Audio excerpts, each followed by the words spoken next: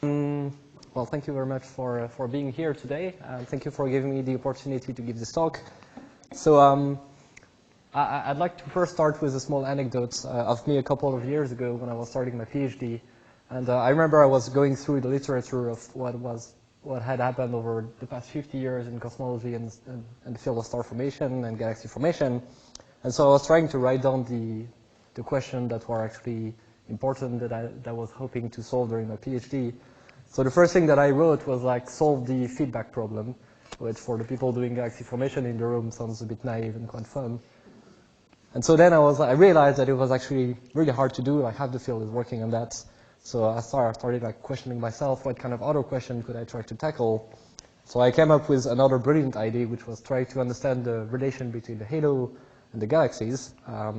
And well, spoiler alert, the other half of the field is actually working on that problem. And so I kept on looking, and eventually I landed up on the cosmic web. And I remember that I was reading some paper, and essentially what came to my mind was this question. It was, what the heck is the cosmic web? I'm going to write CW because cosmic web is a bit long. And well, that's the story that I want to talk about today. What the heck is the cosmic web? And it turns out it's a very fascinating thing. It's also quite, it involves quite a lot of mapping from the initial condition to the final properties of the observable universe, but it's also like very important when you want to understand how galaxies acquire the properties. So it's actually a thread that has been at the backbone of my research for the past couple of years. And so if I just wanted to draw what the cosmic web is, essentially, if you look at galaxies on a very large scale, what you realize is that they're not just uniformly distributed in the universe. They cluster along filamentary structure. And so here, every tiny dots that you can't really see from the back, but if you were an observer, you couldn't really see them at this scale. And so they cluster and they form this filamentary structure, and at the intersection of the filaments, you get nodes here. And so if you really want just to define the cosmic web, essentially it's you have voids where you don't have a lot of galaxies. Then coming between voids, you can imagine that you have two bubbles. At the boundary between two bubbles, you have a sheet-like structure, which we call walls. So of course, because here I'm using a blackboard, you can't really see walls, but they would be in that plane here. And then you take two walls, like for example here or up there, and at the intersection you get an edge, which we call filaments here. And then at the intersection of filaments, if you take a spaghetti and then you twist it in your bowl, then you get something that looks like a bowl. And this is what we call nodes. So the cosmic web is this hierarchy of different structures, voids that are space-filling, and then walls that are surface-filling, and then filaments that are elongated on this structure. And all of them join at the nodes of the cosmic web, which is given here. And the reason why it is actually interesting, if I go back to what I was saying initially, I wanted to understand how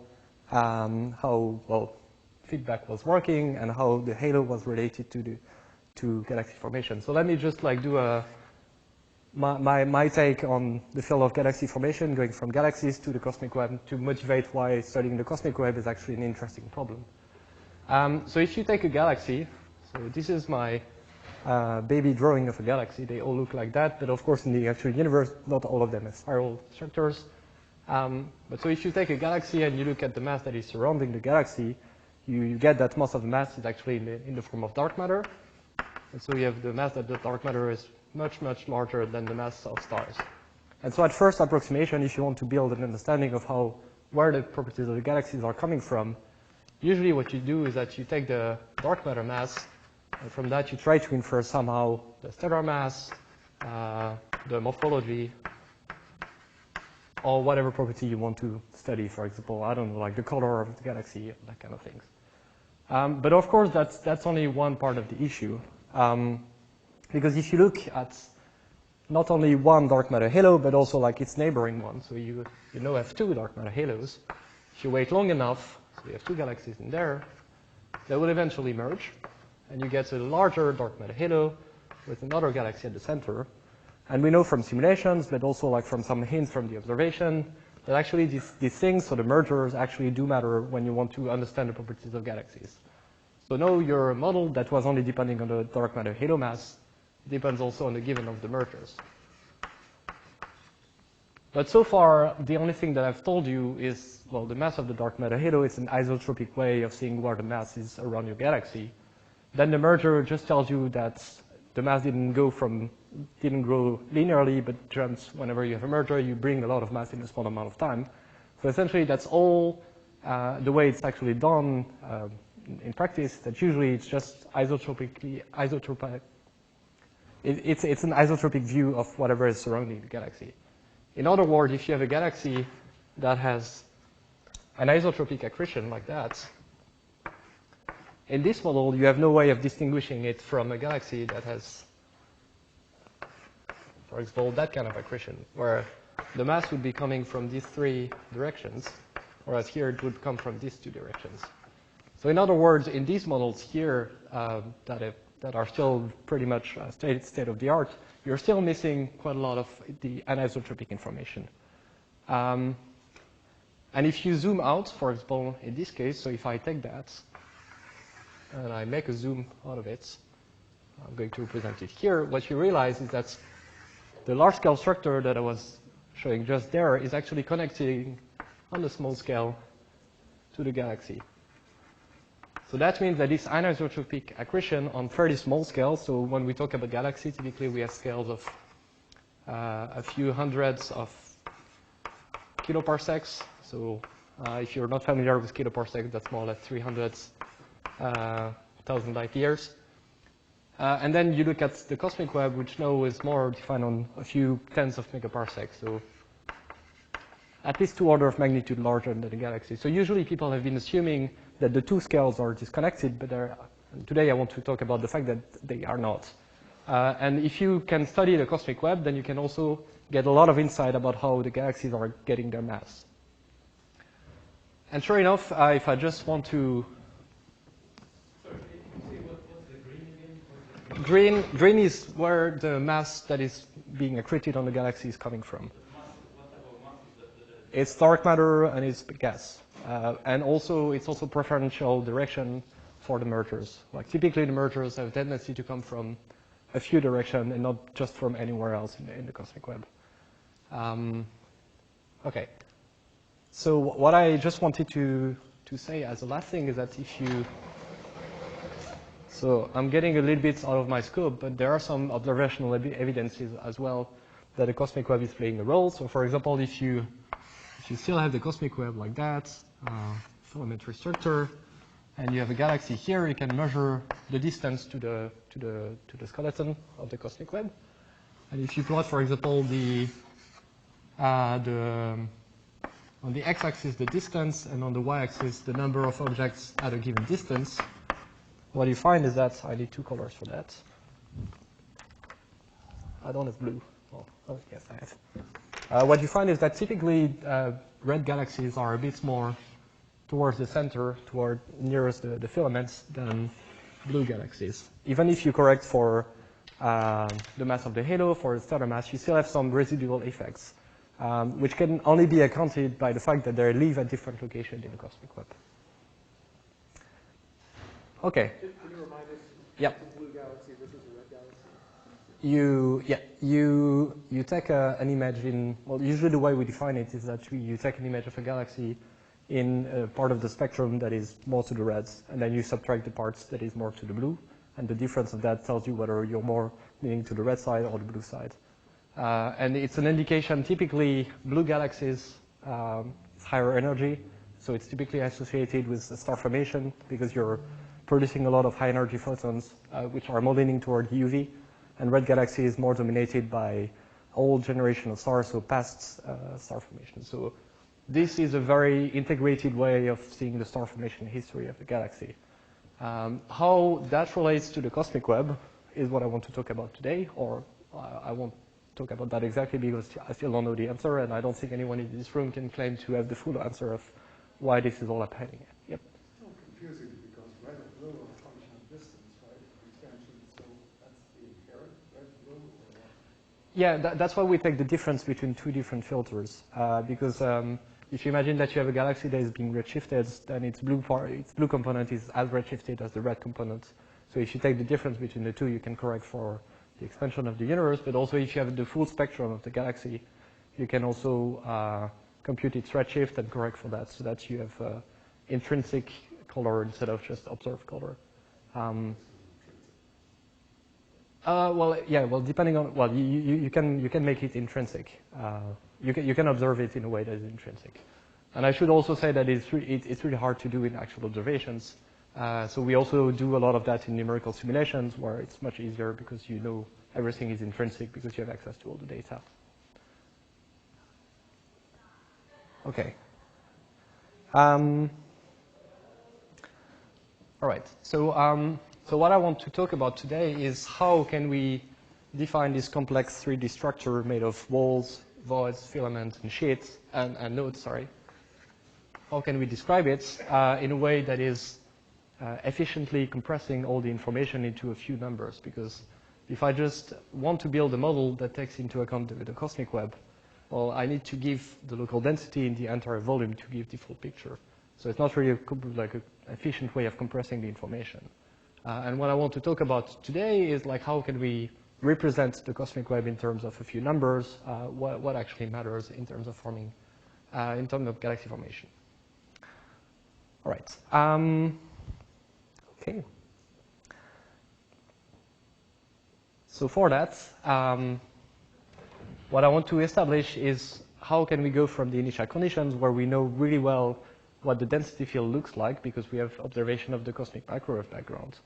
And from an analysis of these initial conditions, we can actually infer a lot of things about the geometry of the cosmic web in the evolved universe. And what I mean by that is that if you have the picture from the CMB, the cosmic microwave background, you have some regions that are a bit overdense. It's really hard to represent, so I'm just going to draw that thing where these orange regions are slight overdensities, and then you have, on the opposite, some region of slight underdensities. It's much easier just to take a slice of that in one direction, just for the sake of representation. And then what you have is just some random fluctuations where you have some regions that are slightly overdense and some regions that are slightly underdense. Now, what you get from, for example, doing numerical simulation is that if you look in initial conditions, at a region that would look like, for example, that. So here I'm representing density contours. So the higher densities are here, and then I keep on drawing. This is just one specific configuration. But then if I take a simulation and I run it forward in time, what I notice is that where I had some small initial overdensity, I start forming the clusters here and there. And also, if I just follow the ridge between these 2 points here, I can actually see that it actually conserved as a function of time. So that gives me some hints that the nonlinear evolution of the cosmic web and its component is actually already written in the geometry of the initial conditions. So if I can build a model that goes from these initial conditions and has some theory that are tractable, I can make prediction of what the cosmic web is going to look like 13 million years later. And the reason for that is that the cosmic web is typically only mildly nonlinearly evolving, as opposed to, for example, galaxies that are extremely highly nonlinear. So we're looking at things that are starting to feel their own gravity, starting to evolve nonlinearly, but have not yet fully evolved in a way that is absolutely unpredictable. Yes? So these simulations are more like fluid dynamics coupled to gravity, or like particle like... Okay, so on the scales that are involved for the cosmic web, you can see them just in n-body simulation. So just dark matter, you just take dark matter, you put them some initial condition that resemble the CMB, you let it evolve, and what you see is that 13 billion years later, you get something that resembles what we actually observe in the data. If you also add hydrodynamics, star formation, feedback processes, then you can also see that galaxies are going to form within the dark matter halos, and they're going to be mostly along this filamentary structure. But to go from here to here, just pure dark matter and just gravity is enough. if you go towards very nonlinear scale, then like adding gas and star formation, and eventually like correction to the CDM model. So for example, if you have massive particles, then you start getting into, yes? Dark matter are treated as point particles in this simulation, and what is the mass? So in the simulation or in our typical dark matter simulation, yes. So we just see some particles on a grid that is slightly distorted to reflect the density fluctuation that I've drawn here. And then you just let that evolve with a Poisson solver. So you solve the Poisson equation iteratively and you move the particles. And after a while, you get something that looks like that. It turns out that to get the structure correctly, well, whatever the method you use to solve the Poisson equation, usually you end up with that. That's a very robust feature that is actually encoding the initial conditions. And this is where I want to go today. Yeah? How big is n? Okay. So I can answer by saying how small is n. The first evidences of the emergence of the cosmic web from the initial condition dates from like the 70s by some people. I think it was Zeldovich probably. I wasn't there. And they were using, I think, 128 square particles. And you still see it. Well, quantitatively, you don't get the right answer, of course. But qualitatively, like, everything is written in the initial condition somehow. No, the question is, like, how can you dig into this initial condition to extract the relevant, well, for example, the number of filaments or the number of nodes and that kind of things. Okay. Okay. And so before I go a little bit further, I just wanted to comment a little bit on the structure of these initial conditions in terms just of their mathematical properties. So this is density, and that would be just x, just one spatial coordinate. Of course, in practice, we have three. It's a bit hard to represent. And so the density at any given point is actually given by just a Gaussian distribution with zero mean and with some standard deviation. And so here the overdensity is what is, so I can write the full density as a function of the mean density of the universe times 1 plus delta. So delta is just a small initial overdensity. But of course, I've been drawing these things here, and you see that there is some correlation in it, which we can measure, of course, in the cosmic web, in the cosmic microwave background, sorry. And what it boils down to is that if you compute the density of a K mode K1, and you compute the cross correlation between two different modes at different Ks in Fourier space, you get something that is non-null only if the K modes are the same, which means that there is no correlation of the different K modes if they don't have the same value of K, times the function P of K, which is called the Power spectrum, divided by 2 pi squared, 2 pi cubed. So essentially what it's telling you is that you can encode all the information about the cosmic microwave background just by giving this power spectrum. And it turns out that this power spectrum is one of the outputs of the cosmic microwave background observations that we're doing, for example, with the Planck satellites. And once you've given P of K and the mean, which is just null, then you are fully describing the mathematical structure of our initial conditions. So in some sense, these initial conditions are very well represented by just a Gaussian random field that satisfies these conditions. And then from that, I'm trying to predict what is going to be the cosmic web and what is going to be, what the structure is going to be. Okay. And so at first order, what we want to do is, okay, so we have some initial overdensities of the order of like 10 to the minus 3, 10 to the minus 4, very early in the universe. How are these overdensities going to evolve? So the first thing we can do as physicists is just to do a linear perturbation, because these overdensities are really, really tiny. So we can write down the equation for the evolution of this density, and we get something that is, well, that's 4 pi j rho bar delta is equal to 0. So you get that by taking the mass conservation, momentum conservation, and Poisson equation, which is why you have 4 pi j rho bar. But that's not accounting for the fact that the universe is expanding. If you take into account the fact that the universe is expanding, then you get another term here, which is h times d delta over dt. So h is a measurement of the rate of expansion of the universe. The higher the h, the faster the universe is expanding. And so you see that there's two competing effects. One of them is the expansion of the universe, which tends to dilute everything. And then you have gravity that tends to get everything back to a single point. And if you solve for that, you find that there's only one growing mode. And so you find that the density as a function of time is just proportional to some function d of t. That scales in, if you forget about dark energy, that scales just as t to the power 2/3.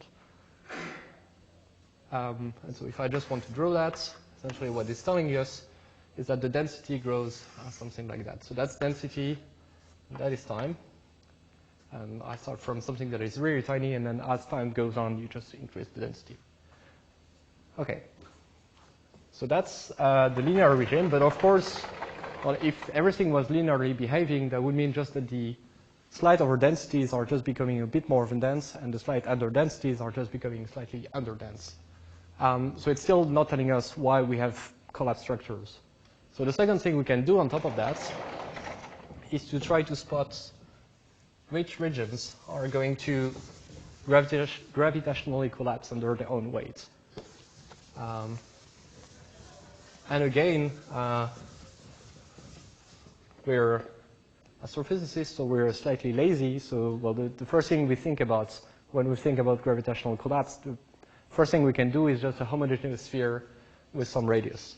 So if you take a sphere with a given radius and a given mean density, which it turns out we have, that's the mean density of the universe, rho bar, you can write the equation of evolution of that thing. I mean, that's d2r squared, second derivative of the radius is just equal to minus g m over r squared. So I don't feel really proud of writing that equation on the blackboard. It turns out, well, you can solve that equation. And, well, it turns out you also have like two solutions. One of them is unbound and one of them is bound. That's radius as a function of time. And you see that if you have, but the interesting thing is that for any negative, well, for any slight over density compared to the mean over density, you actually get something that will eventually collapse back to a single point. And you can also compute the time it takes to go from expanding to having collapsed. And you can also find under which overdensity is large enough so that you have time to collapse back onto your own weights within a Hubble time. So within the full lifespan of the universe, how high has to be my density so that I actually collapse back onto myself? And the answer turns out to be extremely simple. It's just the overdensity has to be equal to some critical overdensity divided by this d of z here. So essentially, if I take a redshift over time, like I have a correspondence between the two, I can determine whether a region is going to collapse onto its own weight or not, based on whether it satisfies this equation. So if I go to, where is it here? So if I go here, essentially, if my mean is here, what I'm saying is that any underdense region is just going to expand and become even more underdense. With the linear theory, what I was saying is that any overdense region is going to become even denser. So this region is collapsing. And now with the spherical collapse model, what I can do is I can also draw a line here, which is going to be equal to delta c divided by some redshift. And what I can say is that anything that is above this line is not collapsing, but has collapsed.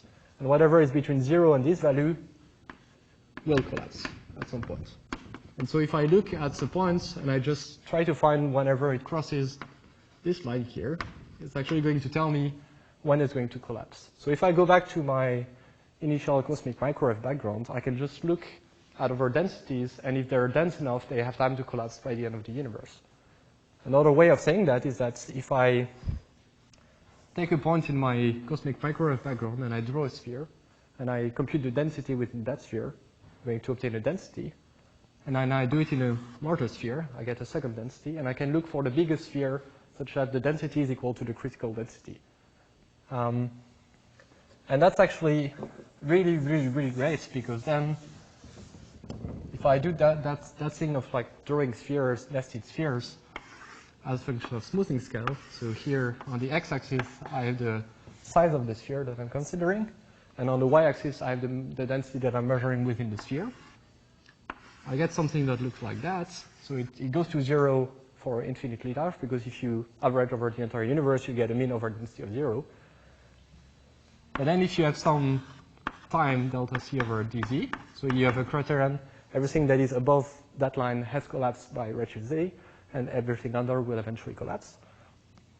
You have boiled down this complicated question that I was asking initially of where is gravitational collapse going to occur, to just trying to find the first crossing of a random walk. So essentially, you cascade something that is a complex physical question into something that sounds, that at least is appealing to mathematicians. And that's just a random walk. Well, it's a random walk with correlated steps, so it's actually not easy to solve.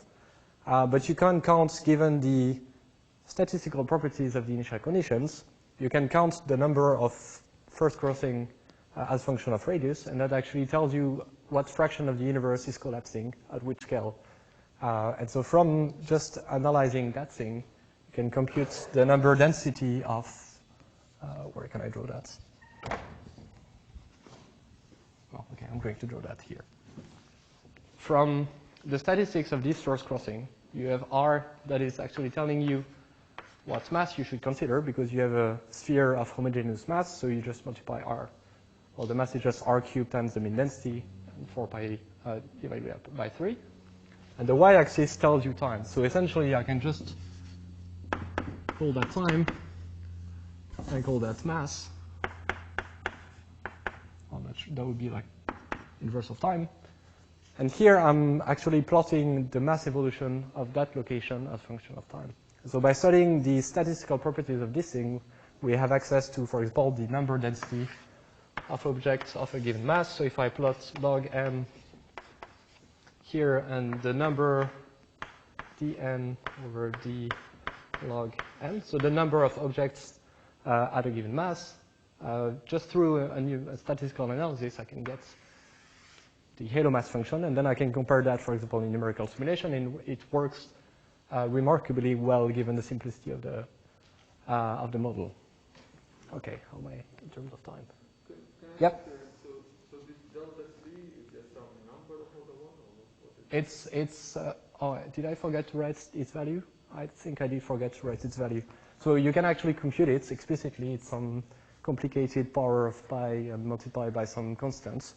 But for all purposes, it's equal to 1.68. It's a bit of magical value. It comes out from just solving the equation, and you find that it collapses if delta is equal to 1.6855. D of z was the, okay, I should have drawn that better. So that was the linear evolution of the density, and actually if you do the spherical collapse, you get a solution that looks like that. And so d of z is, okay, delta c times d of z is the density the region would have had if it had only undergone linear evolution. Because you always have the issue that if you push the density back in time enough, you always get an overdensity of 0. So it's easier to just suppose that everything is evolving linearly and use that as your reference, just as a way of just scaling your density field. And so depending on how much to the future and to the past you look at, you're actually taking initial density times d of z, with the redshift being this axis here. Sorry, another question here. You got this t to the 2/3 because you assumed something about age, right? About which. Yeah. So this is for matter-dominated universe, which is a reasonable approximation for the early universe.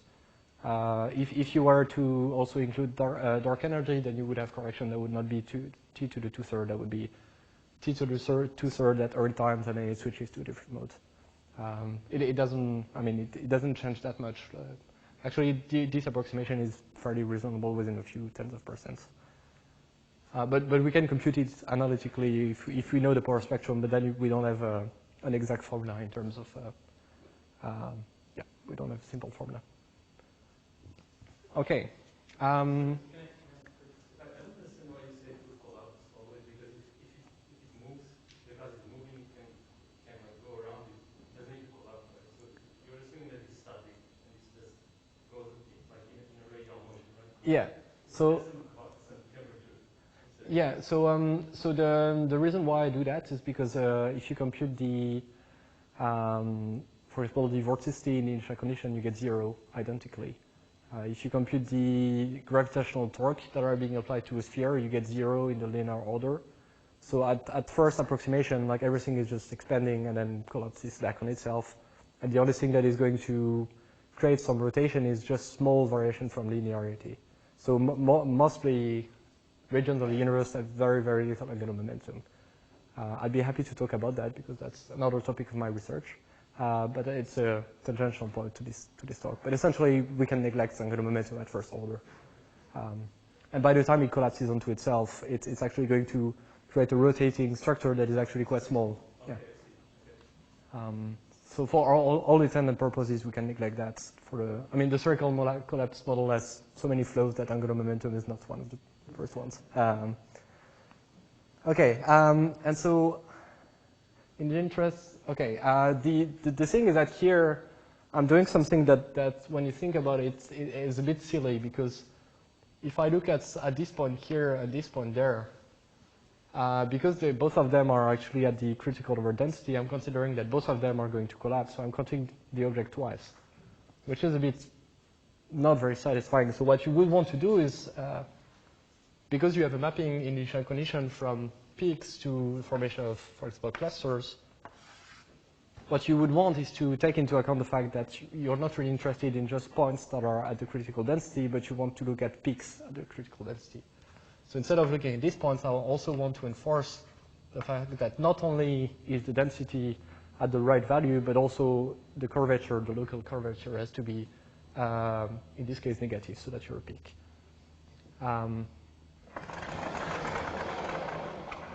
So in other words, if I just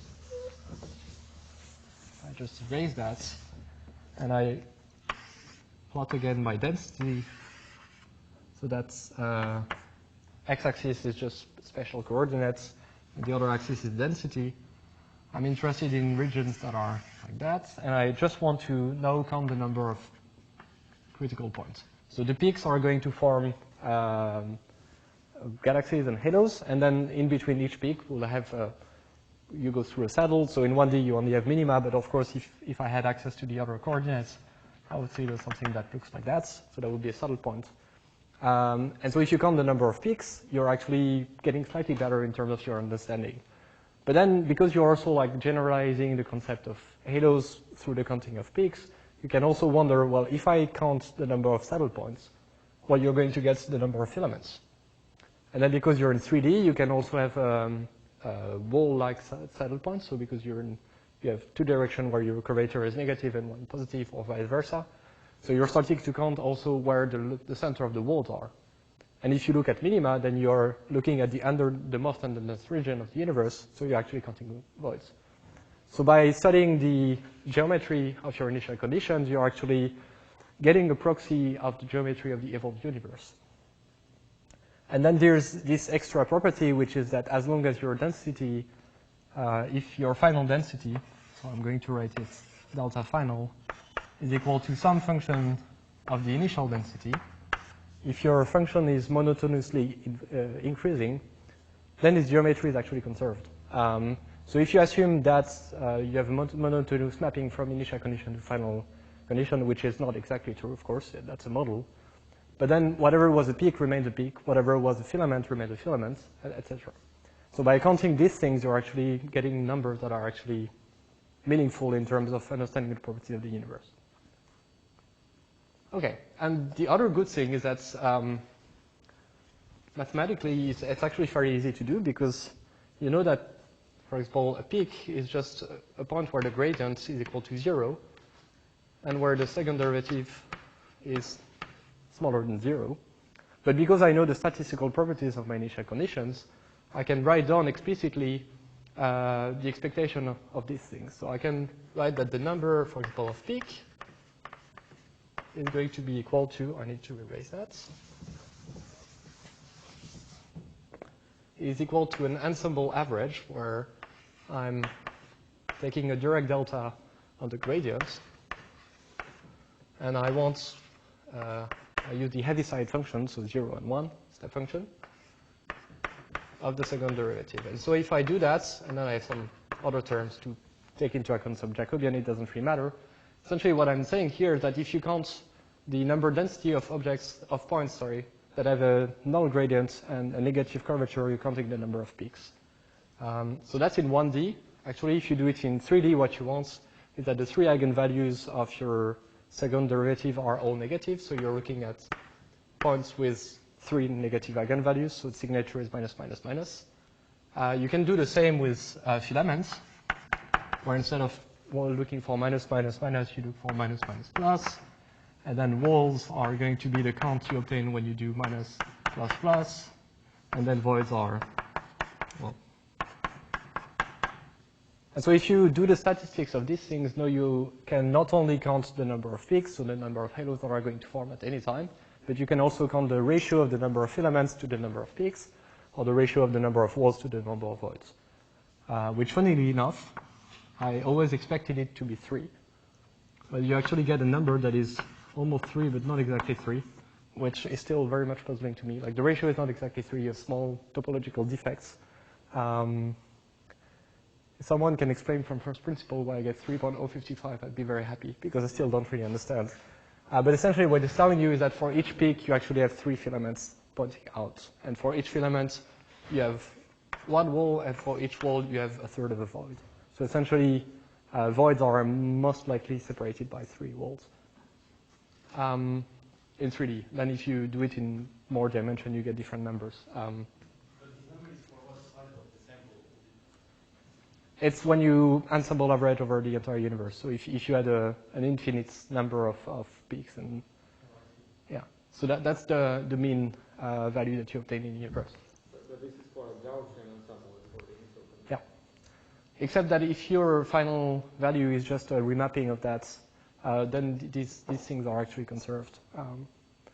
But then if you have nonlinear evolution and you get some mixing, etc., you can end up with slightly different ratios. Okay. And the last thing I wanted to talk about, which is bringing me like fast. Well, so these theories have been developed since, well, before I was born.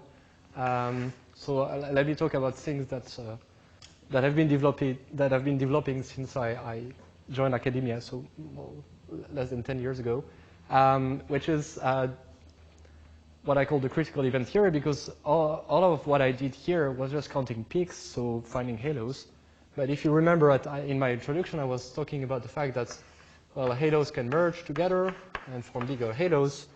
I can represent schematically as just, so if each point here is one halo at one time, then its halo merge together. So I'm just representing them with something that looks like a tree. They merge together, and eventually they form a bigger halo. That's called hierarchical assembly. But because I'm only able to find peaks, what I'm saying is that these events that we know matter for the formation of galaxies are exactly when my theory is breaking. Because my theory is only assuming that I have either peaks or filaments, but here I don't have either peaks or filaments. The geometric way of seeing that is that if I take my density picture, well, okay, I'm going to draw it here. If I take this thing and I smooth it at a slightly different scale, so if I look forward in terms of mass, I'll get something that looks like that. And then eventually, so I can track the position of this peak and this one, function of smoothing scale. I'll get a line like that. But at some point, this peak may become an E on the neighboring one, which means that if I track it, at some point it's going to stop being there. And that's exactly what I'm interested in if I want to count the number of mergers, for example, because I started from a situation where I had 2 peaks and 1 filament, and after these points, I end up in a situation where I have only 1 peak and no filaments. And so in terms of dynamically what's happening in the universe is that I started from having two halos with some matter in between, and though these two halos have merged together and the filament does not exist anymore, and I only have one peak.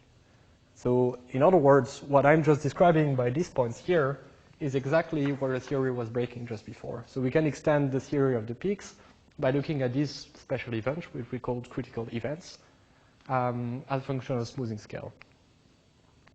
And if I'm comprehensive and I also plot the line that is connecting the filament, it's actually joining just there. Which means that if I just take a continuity argument, this thing here was a peak, so it had signature minus, minus, minus.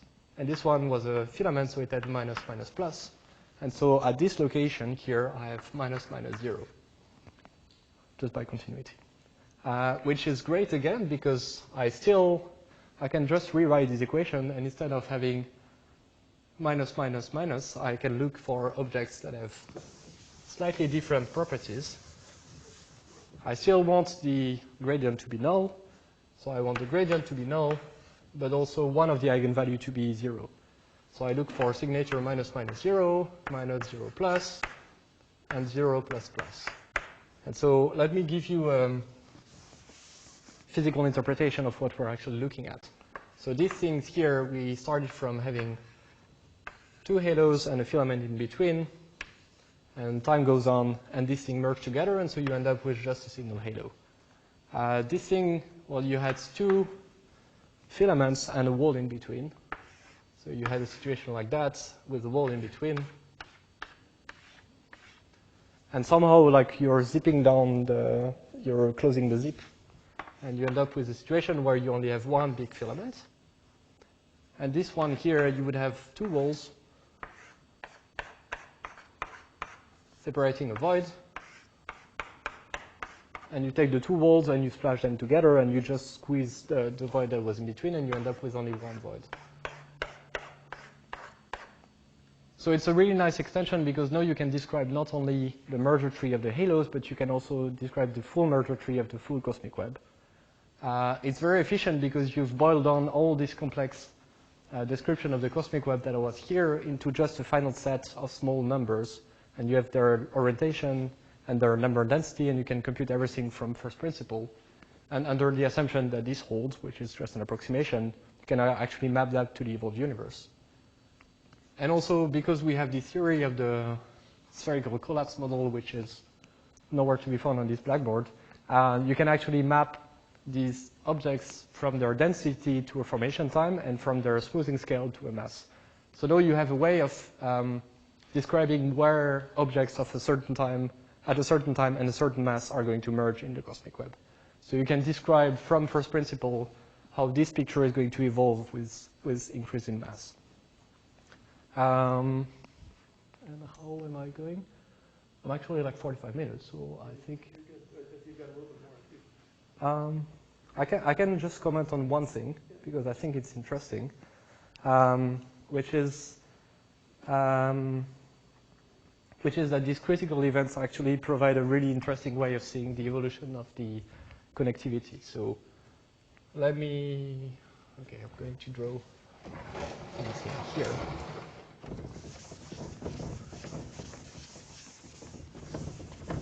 So if I imagine that I have a halo or any structure in the initial conditions that has three filaments,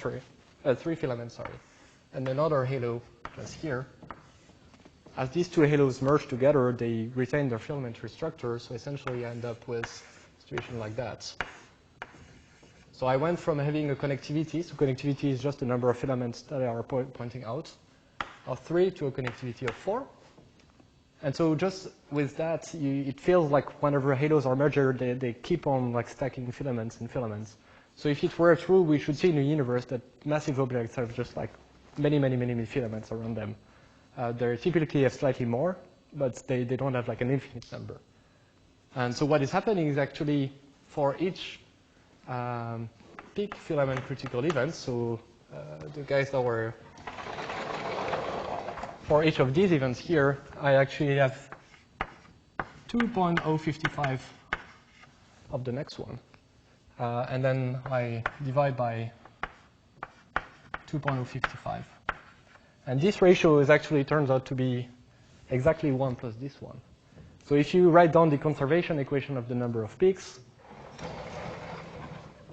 so if you write d n peak divided by smoothing scale, so as the peak is growing in mass, this one is equal to minus the number of critical events that are emerging one peak with a filament,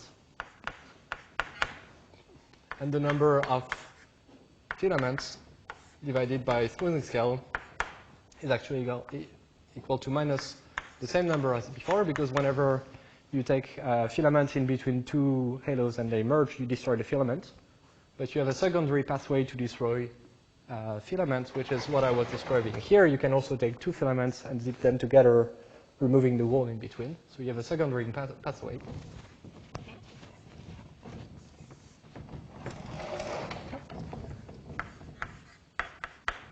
And because the ratio of these two is actually equal to exactly 2.055, which was almost the 1 minus the ratio of the other ones, you go down to finding a ratio of minus 3.055 number. So essentially, for each peak, you destroy 3 times more filaments, and which means that if you started with, if you just integrate this equation as a function of smoothing scale, assuming that initially you had a ratio of 3, so that's the number of peak, it decreases like that, is a smoothing scale. If you initially had a ratio of 3, then this ratio is going to be conserved. And so this critical event is just providing you a neat way of the flux of different critical events, either merging into smaller density or higher density objects. And I'm probably going to stop there, but I just wanted to mention that know that we have a theory that works, that is based on just a statistical analysis of the properties of the initial condition. You can, for example, compute the ratio of the number of filaments disappearing because they're merging into a peak to the value because they're merging into a wall, for example. And if you find something that is larger than the cosmic abundance, that means that, for example, halos would grow by having more and more hair. Whereas if you have less than cosmic abundance, then it means that you're forming objects that are becoming less and less connected. And that's actually a prediction from the theory, which we can also like verify in numerical simulation. It kind of works. So if I just want to summarize all of what I did, we have some ways of extracting from the initial condition through a linear analysis, and even in a slightly nonlinear regime with the spherical collapse model. We have a way of assessing which region is going to form which structure of the cosmic web. And by doing that, we also find that we can explain quite complicated phenomenon like the connectivity of halos in the evolved universe simply by analyzing the initial conditions. And because the initial conditions are really well known and are actually just Gaussian random fields, so they're actually fairly tractable and you can compute a lot of things from first principle, we have a really powerful tool to go from initial density and smoothing scale to mass and time. And with that, I think I'm going to stop. Thank you.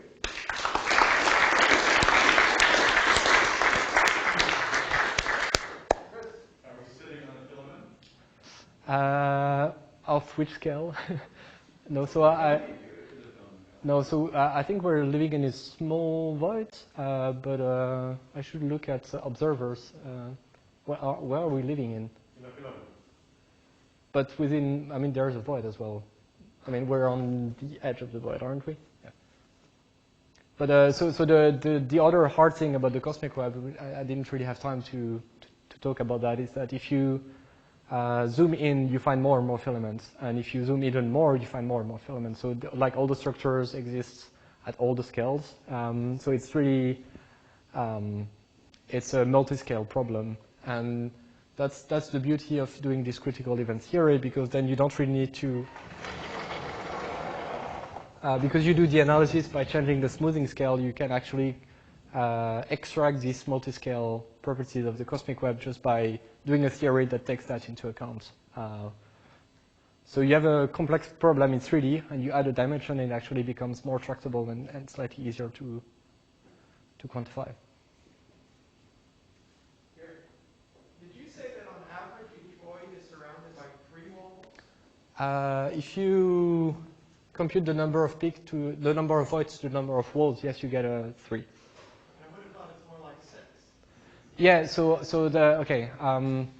I yeah. So I said something a bit dumb, which is that each wall is actually shared between 2 walls. So you're actually correct, in the sense that there's only 3. Like for each void you have 3 walls, but of course each wall is separating 2 voids, so you should divide by 2. So my apologies. But actually you can draw a sort of cosmic crystal with voids being here, and then you have walls, and then all of that kind of works because you also have well, you have 6 filaments per node, and it all sort of work, except you have a factor of 3.055, so you have some topological defect in that crystal, which again I still don't fully understand how to interpret that in terms of observable, but you have slightly too many filaments compared to the number of peaks. So it's like that, and sometimes you have another one there. So this model predicts like the number of peaks, but what is it that's predicting the shape of the filament or the density? Yeah. I put something under the rug, and one of the things is that it's quite. We were actually discussing that yesterday with I don't know where Dimitri is, well, with someone here, about what is actually a filament, because they are not gravitationally bound structure. So it's really hard, unlike the spherical collapse model where we just know that it's going to expand and then fall back onto its own weight, and so we can really pinpoint the time where the thing is either not collapsed or has collapsed. With filament, it's a bit more complicated. So you can count them, but it's a bit more difficult to assign them either mass or linear mass or even a special extent. But that's ongoing research.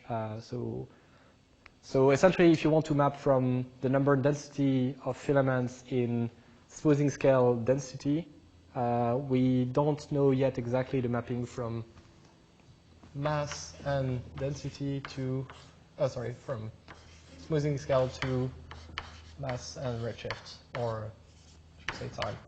This thing is poorly constrained for filament. It's pretty well constrained for peaks, but for filament and walls, it's a bit more, there's more uncertainties. I guess you have information already. The second derivative already gives you some shape of how the density goes. Yeah, it tells you some information, but then you have the issue of like things that are in between here. Should I consider they are like flowing toward the filament, or are they actually joining that? You have the issue of like assigning things to the nearest critical point. And especially there's the role of shear, because filaments, because you have one direction where you have 2 directions where you're converging flow, and one direction where you're expanding. So depending on how long it takes to fill the filament compared to how long it takes to empty it, you may or may not form a filament. And that's a bit more, you can't really model it as a sphere anymore. And cylinder doesn't really work because they're not infinite, so it's a...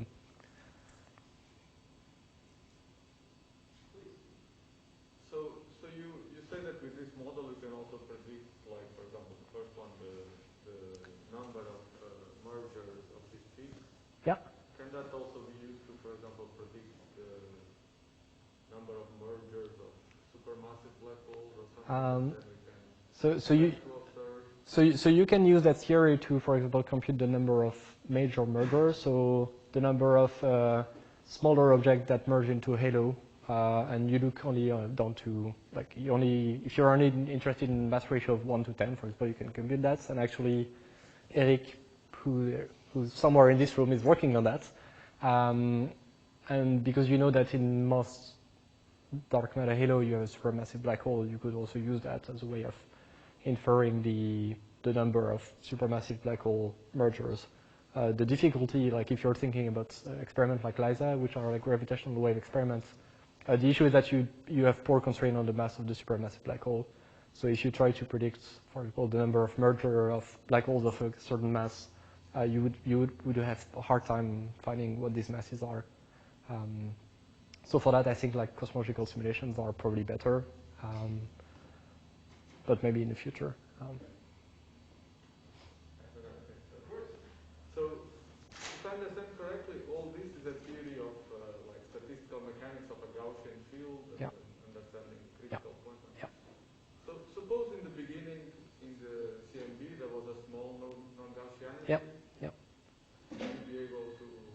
So you can. Quantify it or in some way? Yeah. So if you have non-Gaussianity, you can write. As long as you can write the probability distribution function, you can actually still make prediction. Of course, then it becomes slightly more complicated mathematically. But if you have small non-Gaussianities, you can write sort of like Gram-Charlier expansion around your Gaussian case with small correction that take into account cross-correlation between modes and cross-correlation between, for example, the derivative and the second derivatives. So we can explore mildly nonlinear regime or mildly non-Gaussian regime as well. But is the prediction that even though it's too small to be observed directly in CMB, then we could use the later evolution to see its effects, or So the if it's small at CMB, we will also not. yeah. So I mean that's a fair question. I don't think. Well, the issue is that you also have non-Gaussianity that's appearing just because you have gravity, that is, and so like it's really hard to get a signal that can only be explained by primordial non-Gaussianity as opposed to a signal that would arise from just gravity. I don't think it's impossible. It's just I don't know how to do it yet. Maybe there are some people in this room who would know the answer better. Sorry? People aim to do this Yeah. at very large scales. Normally, like a computer survey or DAISY or survey, they are planning to by model understanding on large scales. Yeah, so you need to look at scales where gravity is not. Yeah. Yeah. Because if you go to large scale, then gravity is mildly nonlinear, and so you can actually disentangle it. But if you look at just galaxies, then it's such a mess that you can't really extract that anymore.